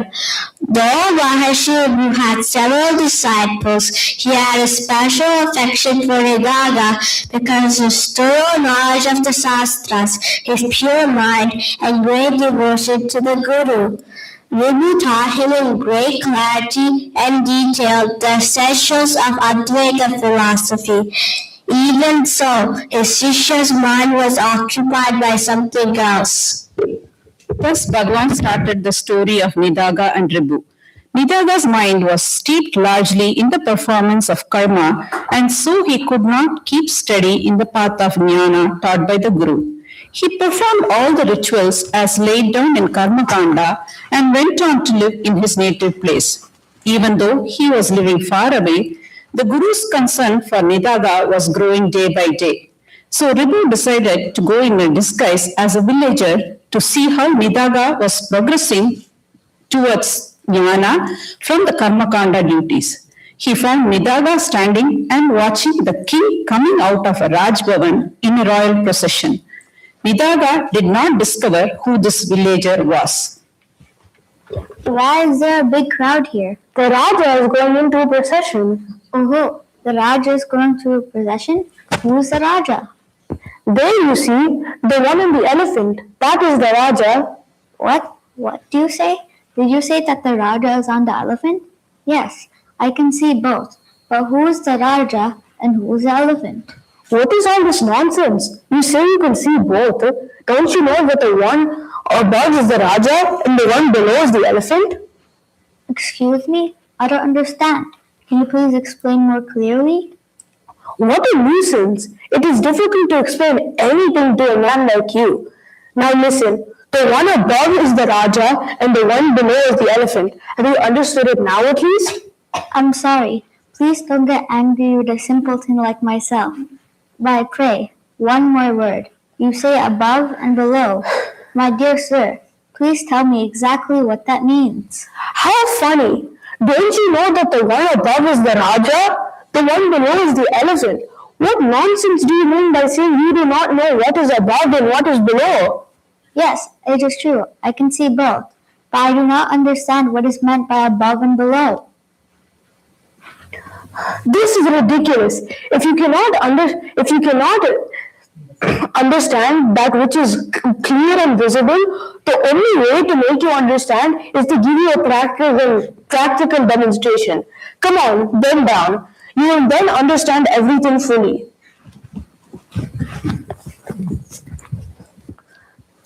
Now look. Do you understand? I am above you like the Raja and you are below me like the elephant. Do you understand it clearly now? Partially, yes. I'm able to understand to the extent that the Raja is above and the elephant is below. But you also say you and I. That I am not able to understand. Whom are you addressing to when you say you and I? Please clarify for me. Forgive me, all my master Ribu. You are the only compassionate Guru who could test me like this. Pray tell me, what is this I and what is reality? When Nidaga heard this question aimed at him pointedly, he realized the non-existence of separate entities as you and I, and that they merge in the consciousness of the self. So instinctively, he realized his mistake and wishes to re-listen to the truth from his Guru Ribu. Thus born Ribu Gita, where Ribu explained the state of reality and taught how to abide in the self to Nidaga.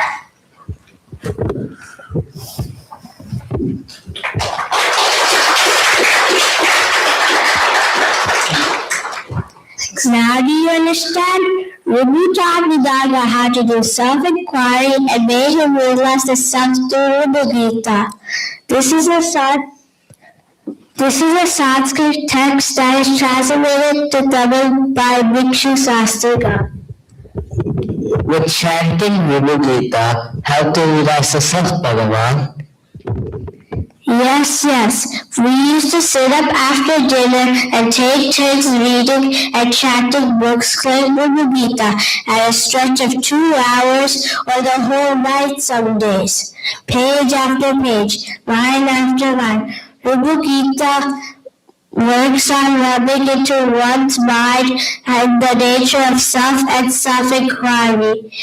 With the constant study of such works, the mind easily gets into samadhi. If one has the time to only read one chapter, I recommend chapter 26. வெகுவிதமாய் தோன்றியிடும் வேதம் எல்லாம் விசாரிக்கில் ஒரு காலம் இலவே இல்லை அகிலமுமே ஆன்மாவுக்கு அபிநமான அகண்ட பர பிரம்மம் என்றும் அது நான் என்றும் தகைமை மிகு திடமான நிச்சயத்தை தப்பாமல் எப்போதும் அபியாசித்தே சகலமும் ஈகந்து பர பிரம்மத்தொன்றாய் சந்ததமும் தன்மயமாய் சுகித்திருப்பாய். The words of Ribu Gita thus keep ringing in the ears and in the heart for a long time after study. This is exactly for the reason that Bhagavan encouraged constant recitation through Ribu's works, especially the chapter 26. Through chanting, all of these permeate the subconscious mind, ripen there, and produce highly desirable results in the seeker according to Bhagavan. Thus, Bhagavan prescribed the Ribhu Gita and Ashtavakra Gita as great Advaitic texts that teaches the seeker self-inquiry and self-surrender. Bhagavan was able to point out that his state at the end of death experience is the same as that of Ribhu or Ashtavakra or King Janaka, fully realized and abiding in the self eternally. Despite preferring silence and stillness, it is Bhagavan's compassion that he communicated his state to the seekers like us, using the intellectual language in the scriptures like Ribhu Gita and Ashtavakra Gita, and implore us to do the self-surrender and self-inquiry. Om Namo Bhagavate Sri Ramanaya.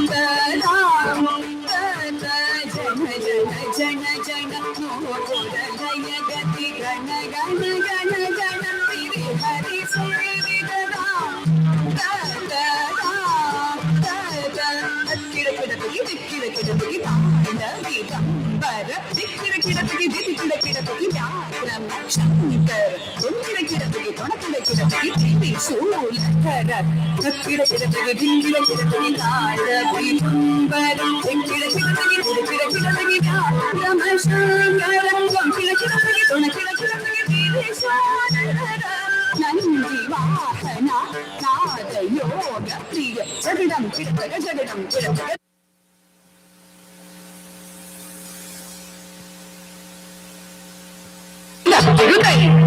Nandi வாகன நாத யோக பிரிய ஜகடம் கிடக்கு ஜகடம் கிடக்கு ஜய ஜய ஜய ஜய சசிரவி பூஷண ரூபவயங்கர டமருக ஹஸ்த ஜய ஜய ஜய சசிரவி பூஷண ரூபவயங்கர டமருக ஹஸ்த திவ்ய சகசதி சிவபாத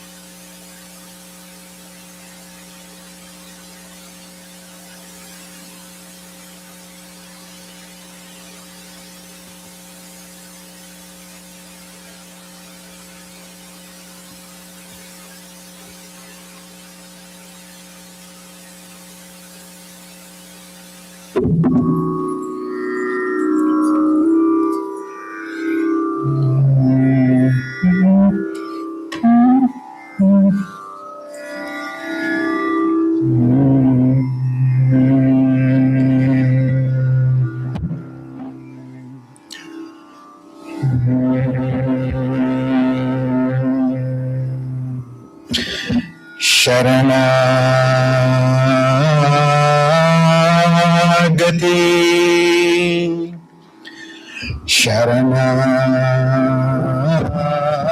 शरणागति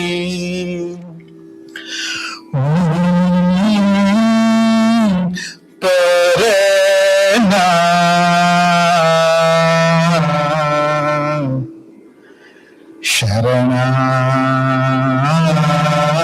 शरणागति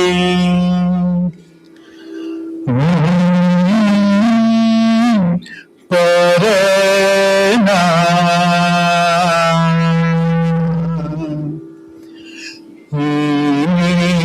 புக துணைதான் ஏது நீ புக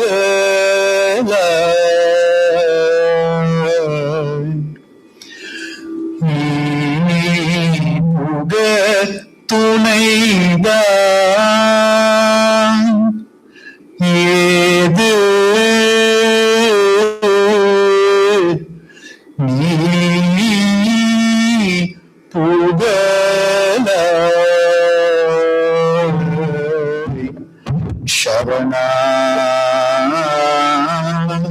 शरणागति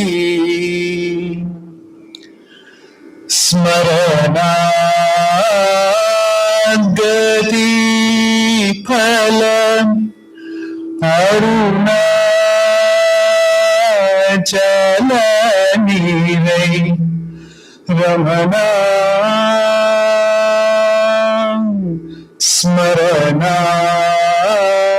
ஸ்மரணாத்கதி பலம் அருணாச்சல நீரை ரமணா கருணா வருணா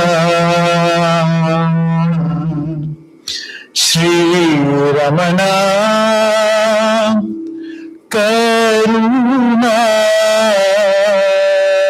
வருணா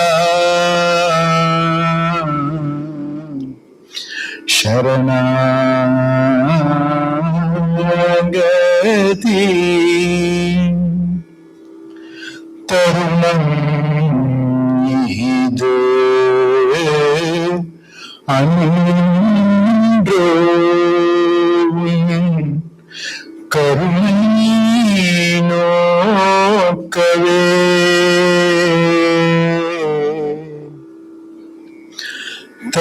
தருணம் இது அன்றோ கருணை நோக்கவே கால ஹரணமாக்கீடு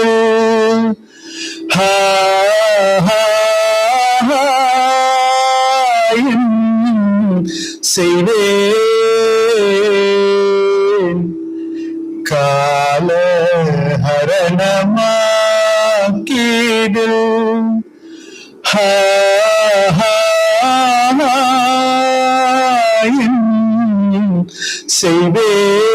செய்வேன் துன்பை நீக்கே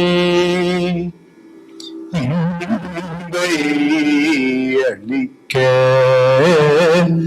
இனன்ப உலகத் துன்பை நீக்கி இன்பை அளிக்க இனன்ப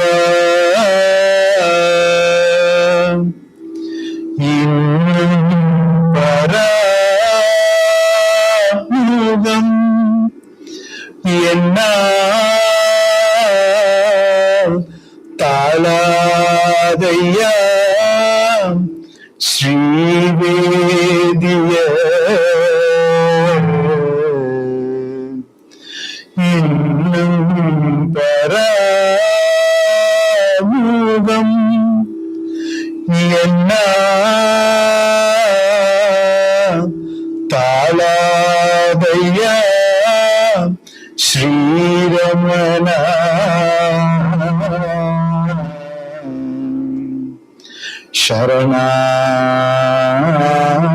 சரணாகதி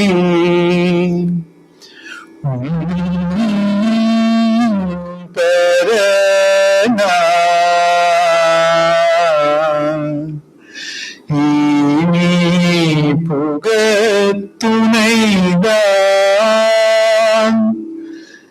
ஏது நீ புகழ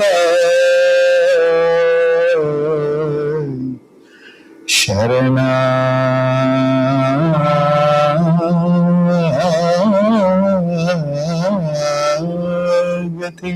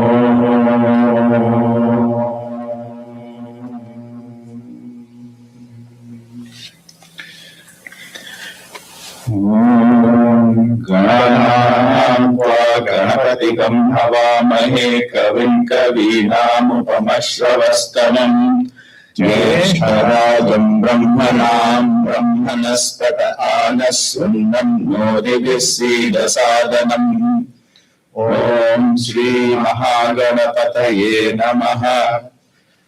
ॐ नमो हिरण्यबाहवे हिरण्यवर्णाय हिरण्यरूपाय हिरण्यपतये अम्बिकापतये उमापतये पशुपतये नमो नमः।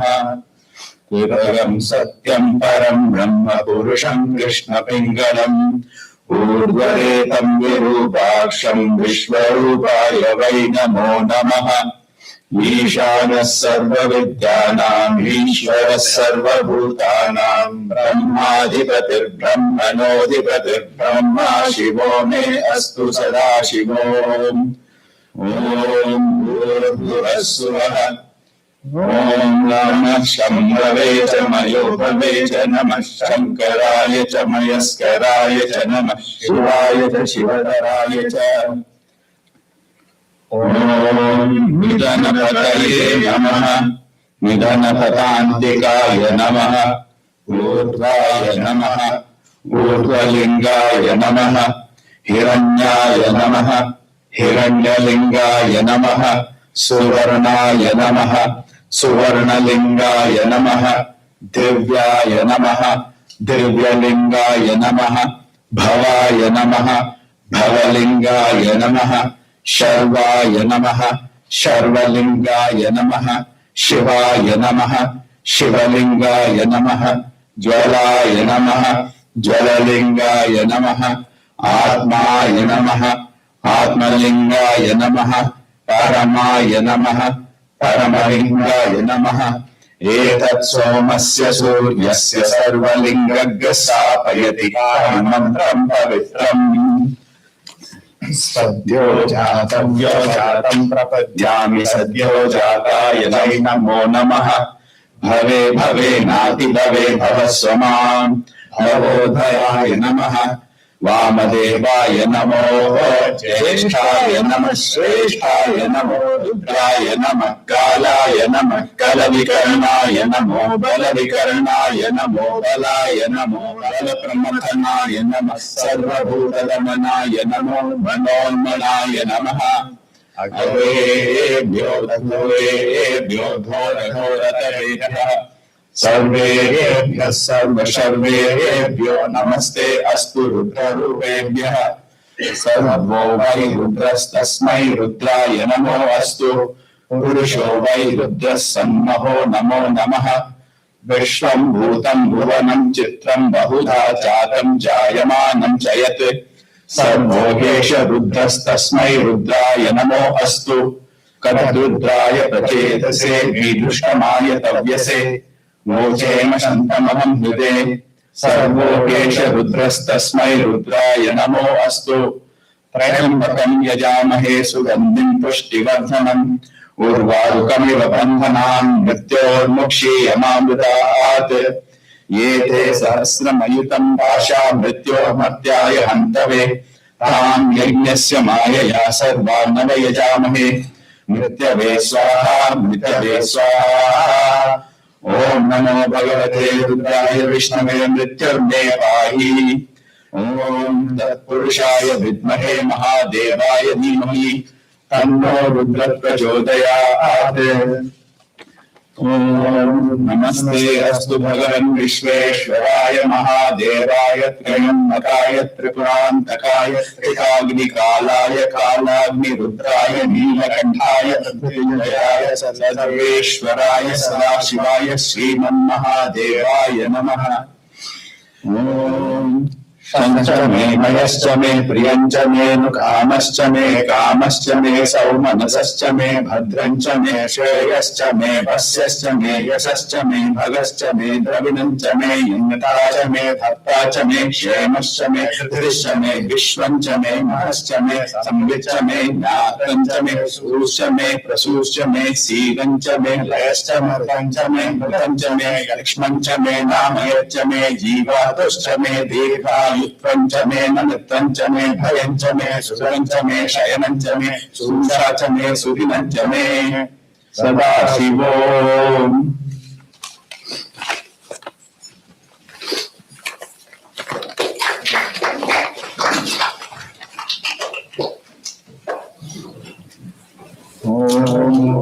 न कर्मणा न प्रजया धनेन त्यागे नैके अमृतत्वमानसुः हरेण नाकं निहितं गुहायां विघ्नायते तद्योनिषन्ति वेदान्त विज्ञान सुनिश्चितार्थाः संन्यास योगातिरतः शुद्ध सत्त्वाः ते ब्रह्मलोके तु परान्तकाले परामृतात् परिमुच्यन्ति सर्वे तत्रं पापं परमेष्णभूतं यत् पुण्डरीकं पुरमध्य संकस्तं तत्राभिदग्रं गगनं विशोकस्तस्मिन् यदन्तस्तदुपासितव्यम् यो वेदादौ स्वरः प्रोक्तौ वेदान्ते च प्रतिष्ठितः तस्य प्रकृतिलीनस्य यः परस्य महेश्वरः।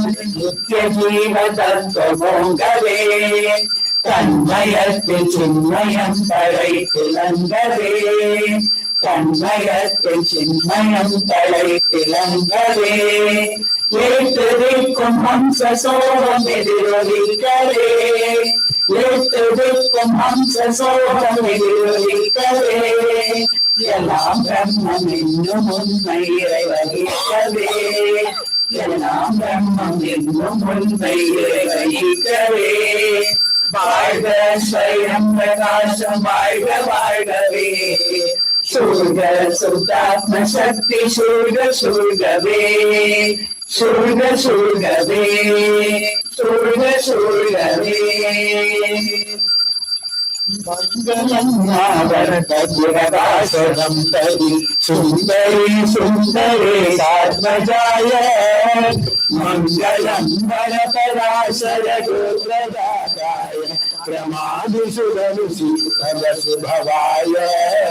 जय मंगलम नित्य शुभ मंगलम जय मंगलम नित्य शुभ मंगलम सर्वशक्तियुताय सर्वसमभावाय सर्वलोकैकहितसाधकाय साधु सद्गुरुवर्य रमणाय भगवते पादसेवकराम भावनाय जय मंगलम नित्य शुभ मंगलम जय मंगलम नित्य शुभ मंगलम जय मंगलम नित्य शुभ मंगलम.